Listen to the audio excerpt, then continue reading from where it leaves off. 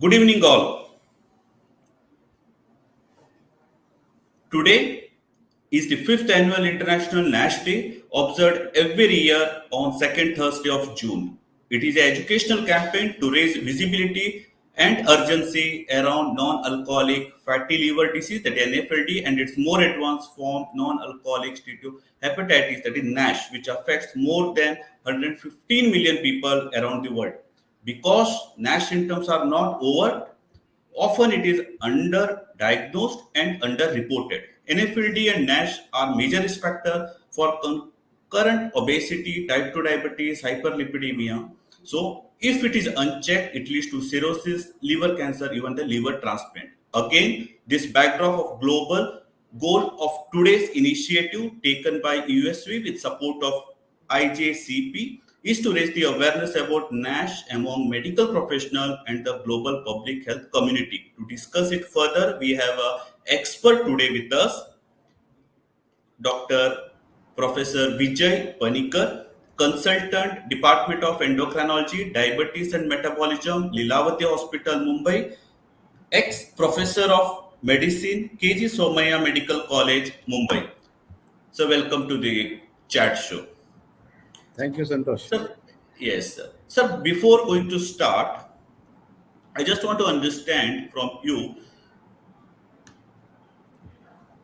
NAFLD has emerged as a leading global cause of chronic liver disease in the past few decades. So, need your discuss on highlight that NAFLD is and what is the progression, why and how NAFLD turned into NASH. Over to you, sir. Santosh, basically, like you said, we are just seeing the tip of the iceberg today because of lack of physician awareness, lack of that need to really investigate patients with NASH. It's just a tip of the iceberg that we are seeing. It's a huge problem worldwide. And in fact, now in the US, liver transplant secondary to NASH is becoming very high up in the hierarchy. So that is where NASH is. Now, what exactly is NASH? It is non alcoholic steatohepatitis. So it is non alcoholic and it is basically a diagnosis which rules out other causes like autoimmune hepatitis, hepatitis C, hepatitis B, Wilson's disease, hemochromatosis, all that is out, alcoholic hepatitis. And then what remains? And still, if there is a fatty liver, that is what NASH begins with. So, non alcoholic fatty liver disease. And what really causes it? It's very simple. It is accumulation of fat in the liver. There is excess storage of fat in the liver. And that excess storage of fat in the liver leads to a inflammatory reaction which would damage the hepatocytes, would lead to destruction, fibrosis, ballooning, and that is how the liver gets damaged. And this can progress to cirrhosis, and if it still continues, it can progress to hepatocellular carcinoma. This is how NASH is there. Now, why is there excess fat accumulation in the liver? That's an ectopic fat which is getting deposited. Normally, the fat is stored in the subcutaneous tissue. And if the fat cannot be stored in the subcutaneous tissue, it gets deposited into the liver. So, what causes that? Very simply put, it is insulin resistance. When you have significant insulin resistance, the subcutaneous fat has a very limited pocket of resource to absorb the fat, and that gets deposited in the liver because with insulin resistance there is mobilization of free fatty acids and all that gets deposited into the liver, and that is where the crux of the matter begins. So just to complete that, so who are the people who are likely to have fatty liver? These are the ones who classically have insulin resistance. Who are the ones who have classical insulin resistance? The obese, the sedentary lifestyle, the ones with truncal obesity, These are the ones who are likely to have insulin resistance. And Indians across the world, the Indian phenotype is an insulin resistant phenotype. And that is where the main worry for India and Indians is the outcome of NASH in our population. Yes, sir. Sir, the way you explained, it's something like it is not simple, which you are not supposed to neglect it. We have to treat it. That's what I just understood from your discussion, which we Yes. not give the proper importance till now. So there, that is, but of course, you told that it is a epidemic. In US, we have told the example. So what is the like? What you feel that what is the prevalence of India with having NASH? See, we really don't have any proper figures for India. No extensive study has been done to give out figures. But if you look at across the world, about 2.8 to almost 46%, depending on the type of subjects that have been taken. But if you look at Indians, we are an insulin resistant population. So, extrapolating that, it would mean that we have a huge burden of fatty liver just waiting to explode in front of us. And in clinical practice, Santosh, what we see is when you routinely ask for a sonography of the abdomen for a diabetic patient, I think 7 out of 10 you will get fatty liver, grade 1, grade 2, or whatever. So that is the extent of the disease, and we have not been able to really look at it in. We don't have real data from India at the moment.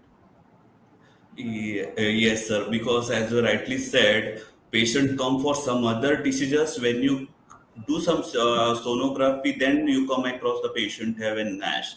So coming to the same, if any patient come to the clinic, what is the clinical sign and symptoms you look out for the NASH? And if yes, what are the tests you prefer? See, basically, when you talk of NASH, that is one step ahead of a non-alcoholic fatty liver. When you say NASH, it is non-alcoholic steatohepatitis. That means there is a hepatitis secondary to the steatosis, that is accumulation of fat. And that means you will have the liver enzymes which are elevated. The SGOT, the SGPT, the gamma GT, these enzymes would be elevated when you say NASH. When you talk of just a fatty liver, non alcoholic fatty liver before NASH, it is just an accumulation of fatty acid, fats. There is steatosis, but no hepatitis. So there are basically in this there are no symptoms. Patient has no symptoms. It is just that you have to have that high index of suspicion to really look for it. And what we do in our practice routinely is new patients who come, especially who are obese, we routinely ask for a transaminase levels, that is your SGOT, SGPT levels as a routine. And if he requires a sonography, yes, we do. If the OTPT is high, then we may look at other markers to rule out HCV, HBS, AG, etc., and get a sonography also done. The fibroscans and all come much later. Yes, sir. Sir, you put a one nice word like no symptom, and you have to identify in other manner the patient has NFLD or NASH. So, coming to this, like, can you go ahead? Always think about a risk factor for an NFLD or the whatever the risk factor which you feel they may end up in NFLD or NASH. Yes. See, what are the risk factors for developing NASH? What is NASH? Like I said earlier, it is accumulation of fat in the liver. Why does it accumulate? Because that patient has got excess fat in him, which cannot be stored in his subcutaneous tissue. This is ectopic deposition of fat. So, obese patient, sedentary lifestyle, those who have a central obesity, and Indians have central obesity, those who have excess visceral fat. And all these characteristics are typically seen in an Indian population. They're thin, fat Indians, they have a central obesity, they have insulin resistance in a big way across the board. One of the studies we did, We have a metabolic syndrome in almost 79% of all type 2 diabetics. That's huge. And today, metabolic syndrome has been considered just a manifestation of fatty liver. Every metabolic syndrome is a potential for fatty liver. Yes, sir. Sir, if this is nearly 40 to 50% of the diabetic patient have one or NFLD or ASH. So the one thing I just definitely want to ask, what are the risk factor for that? Like, what are the consequences if it is not treated properly? See, if it is not treated properly, over a period of time, it is going to progress. 100%. From NAFLD, that is just a steatosis, which means that there is about 5% fat in the liver. Once the fat amount increases, that steatosis becomes a steatohepatitis. Because of that accumulation of ectopic fat in that liver, it sets up inflammation. And that inflammation causes a hepatitis. So there is, and that leads to destruction of the hepatocytes, fibrosis, and that is how the disease progresses. So the next step after this would be that the patient lands up in cirrhosis of liver. So non-alcoholic cirrhosis. With cirrhosis remaining there, in cirrhosis you have small nodules, large nodules, and so on, that regenerating nodules, and that becomes a nidus for developing hepatocellular CA. So hepatocellular CA is the ultimate. But the immediate here is after a steatohepatitis is cirrhosis of liver. That itself will increase the mortality and morbidity of the patient. Yes, sir. The silent without no same problem with this leads to Exactly. so much complication in the future. So definitely, I want to ask, like, sir, what medication is to prove effective in treatment of NASH or the NFLD? See, Santosh, there are many medicines which have been tried. Many. But let us look at what is the basic pathophysiology. The basic pathophysiology is that because of insulin resistance, there is release of free fatty acids which gets deposited into the liver. Specifically because these subcutaneous adipocytes don't have the capacity to take on this excess fat. So if you treat insulin resistance, you will be doing a yeoman service to your patient right from day one. And how do you treat insulin resistance? You have diet, exercise, and medication. All these are aiming at weight reduction. Now, if you look at, if you have a 5 to 10% weight reduction, superb results, you can get reversal of the Nash. If you have about 15-20% weight reduction, you can almost cure it in the early stages, I mean. All right. You do a bariatric surgery, excellent results on Nash with bariatric surgery. What are all these mechanisms doing? They are reducing the weight of the patient and thereby reducing insulin resistance. Full stop. When you talk of drugs, GLP-1 has been shown to have some beneficial effects in Nash, again by virtue of weight reduction. SGLT2 inhibitor also has been shown to have some benefit secondary to weight reduction. But the drug which treats the basic pathophysiology, that is insulin resistance, is pioglitazone. What pioglitazone does is very simple. It reduces insulin resistance, and by doing so, it increases the capacity of the subcutaneous adipose tissue to take in more fat. So when a patient is on pioglitazone, his subcutaneous adipocytes, the number and the size increase. So there is more reservoir to take in the fat, and that is how it affects and treats NASH. No other molecule can do that. All the others are doing it with weight reduction. And that is where pioglitazone causes a weight gain because the increase in subcutaneous fat.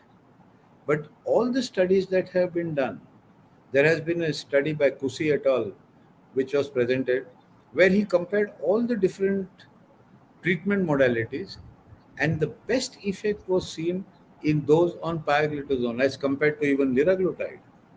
All the others, you have so many drugs in the lineup there, but none of them really have shown as good an effect as pioglitazone. So this the treatment has to be to treat insulin resistance. So lifestyle modification, weight reduction, and pioglitazone. Now pioglitazone has a problem that is it is not yet approved for fatty liver. But if you have a diabetic patient with a fatty liver, pioglitazone is the drug of choice. But in a non-diabetic, using pioglitazone becomes an off-label prescription. Though it has been recommended by some of the guidelines, but it becomes off-label. So here, vitamin E, there is a previous study which had shown that vitamin E can also be of benefit. But I personally feel you have to treat insulin resistance to get the best benefit. Yes, sir. Of course, the pioglitazone is the molecule which is helpful to reduce this problem in future. So, you told about the guideline recommendations. So, what are the guideline which will recommend pioglitazone in this condition?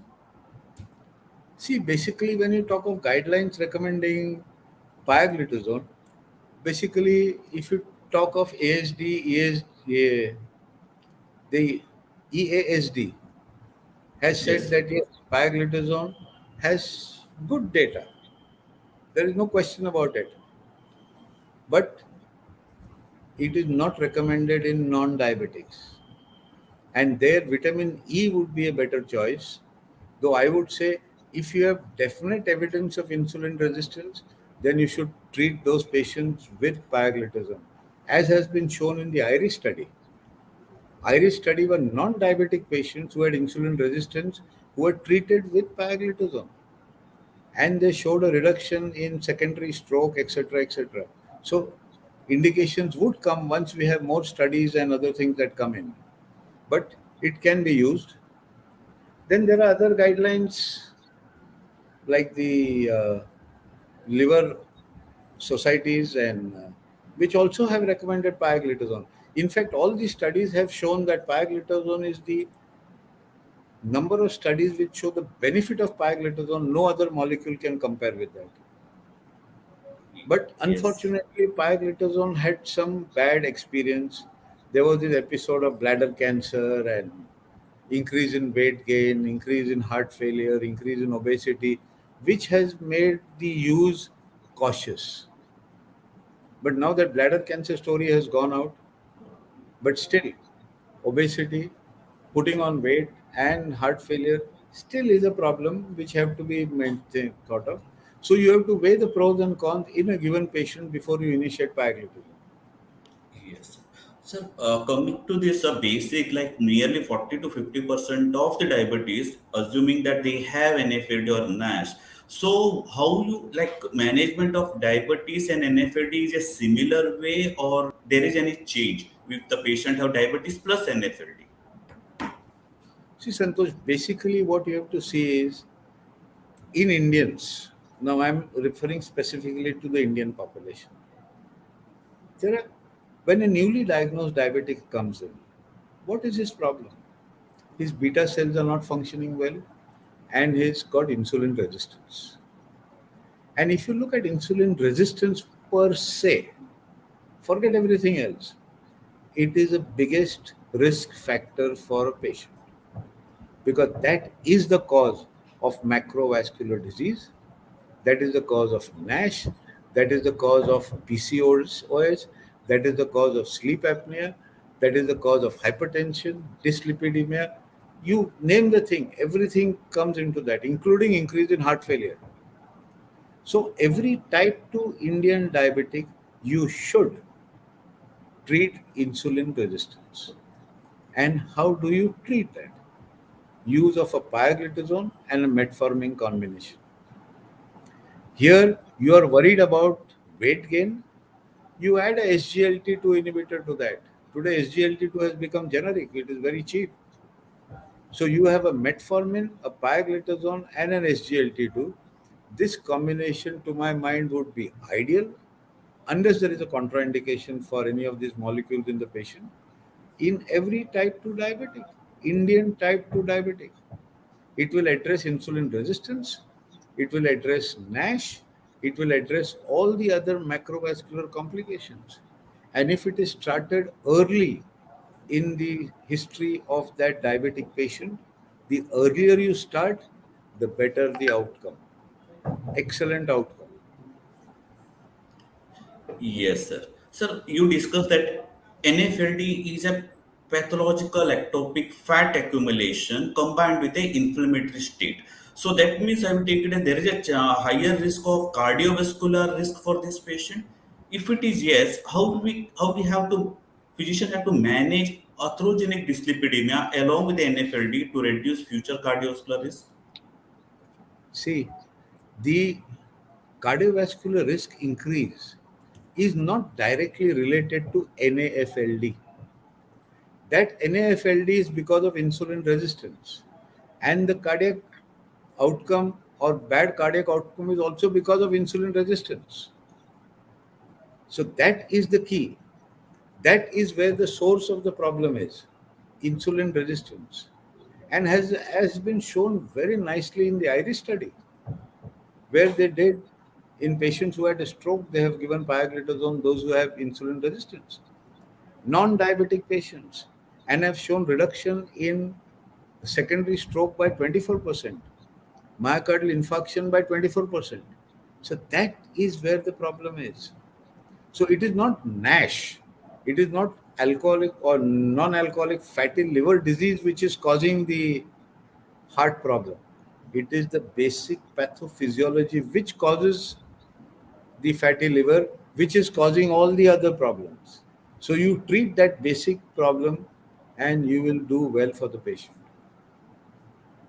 Yes, sir. You sir rightly said that future cardiovascular risk benefit we a patient may get it if it is treated early. So coming to another factor, like India is also have a highest number of pre-diabetes, and NFLD is also start with this patient with pre-diabetes. So you have any experience or any evidence of benefit of pioglitazone in pre-diabetes patient? See, there are n number of studies where in pre-diabetic patients in the diabetes prevention program they have used pioglitazone. You had initially the tripod study, which used proglitazone. You have the pipod study with pioglitazone, and you had the ACT Now study. Ralph DiFranzo has done that, where they show that giving pioglitazone reduces the chances of new onset diabetes by almost 70 to 80%. So that what is pioglitazone doing? Treating insulin resistance. What is all the diabetes prevention program doing? Treating insulin resistance by diet, exercise, and lifestyle modification. Simple. And here again, I would like to go back to that IRIS study, which was done in non-diabetic patients, where they had a subgroup of almost 2,800 patients who were pre-diabetic, not diabetic, pre-diabetic. And there the outcomes were fantastic. The new onset of diabetes almost came down by 80%. The stroke and new myocardial infarction, acute coronary syndrome reduced by 40%. So it was just treating insulin resistance which has given these benefits. So you could treat. So lifestyle modification, weight loss is the key. Though we don't have any guidelines which recommend that you use pioglitazone in the pre-diabetic. But I would say though we have studies which show the excellent benefits, we can definitely consider using it in patients who are high risk and who already have an established NAFLD or a NASH and who are pre-diabetics. Definitely use pioglitazone and lifestyle modification. Yes, sir. Sir, you discussed mainly that insulin resistance is one of the point factor which leads to a lot of complication in future. So, if the pioglitazone works on insulin resistance, definitely there may be a more benefit which we call a pleiotropic benefit of pios. If you have any pleiotropic benefit if you use pios in your patients, sir? See, rather than saying pleiotropic benefits, I would say what are the benefits of Pio? See, it reduces insulin resistance and has been shown in many studies. It does wonders. Like you had the proactive study. Proactive study was done in patients who already had a myocardial infarction, where they showed that secondary myocardial infarction comes down. Stroke came down by 47% in the proactive study. Then you have the Chicago study, which talks about the creatinine intima media thickness. You have the Periscope study by Steve Nissen.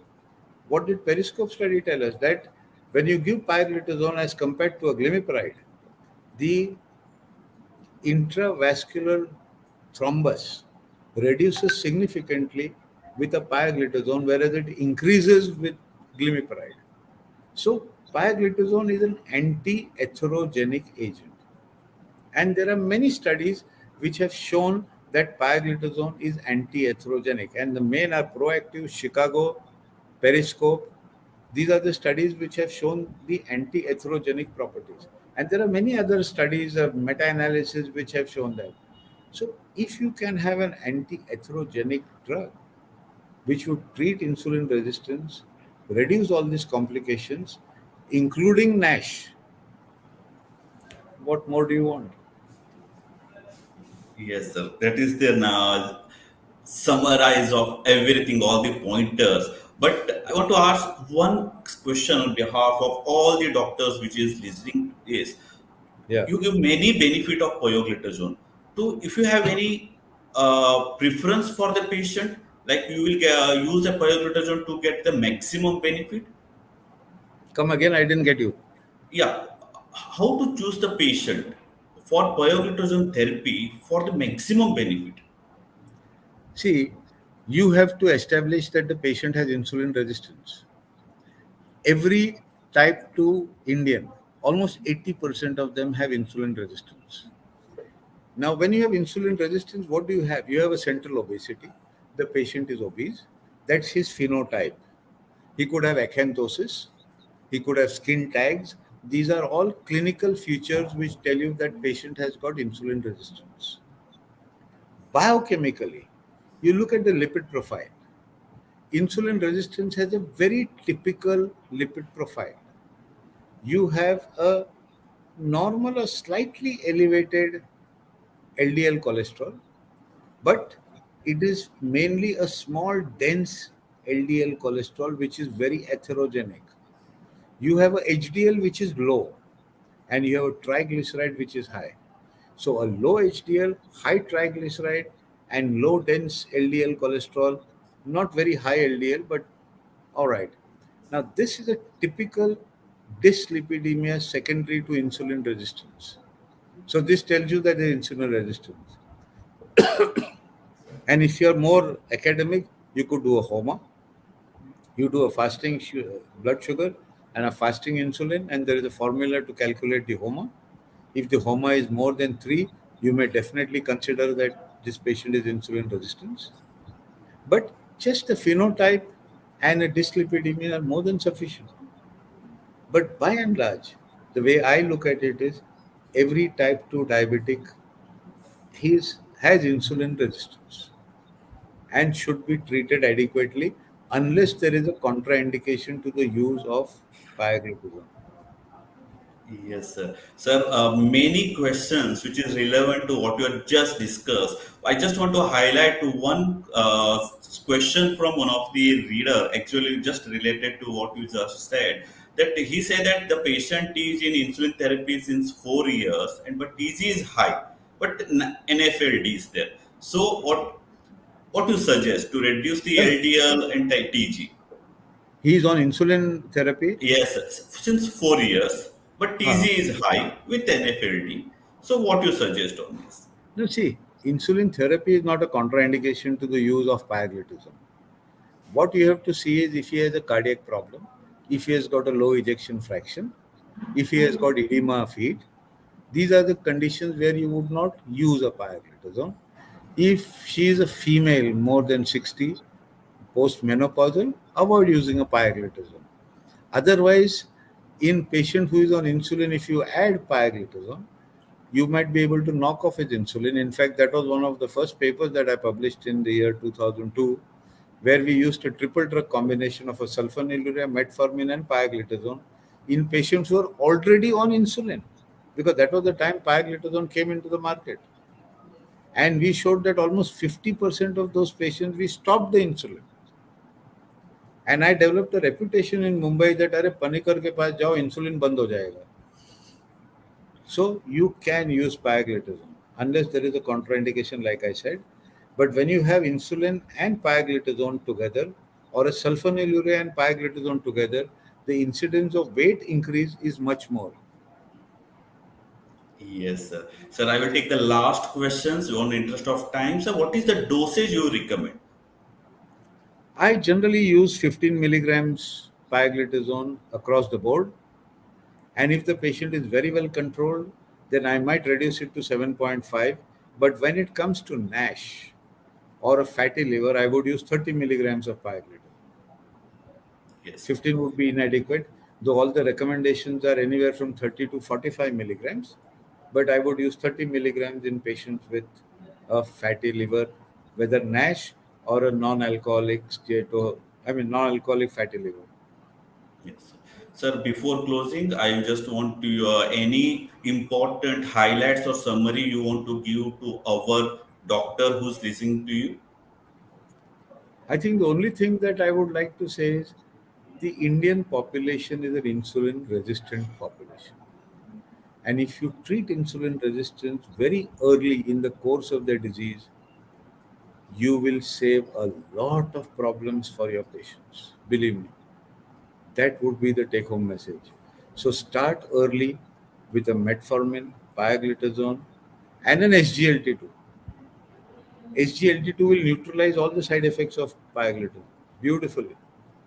And plus, SGLT2 has cardiac benefit, renal benefit. Pioglitazone has anti-atherogenic properties, so it benefits every organ, right from stroke, heart, kidney, everywhere. So this combination would keep your patient healthy, fit, with no chances or very minimal chances of hypoglycemia for the rest of his life. Yes, sir.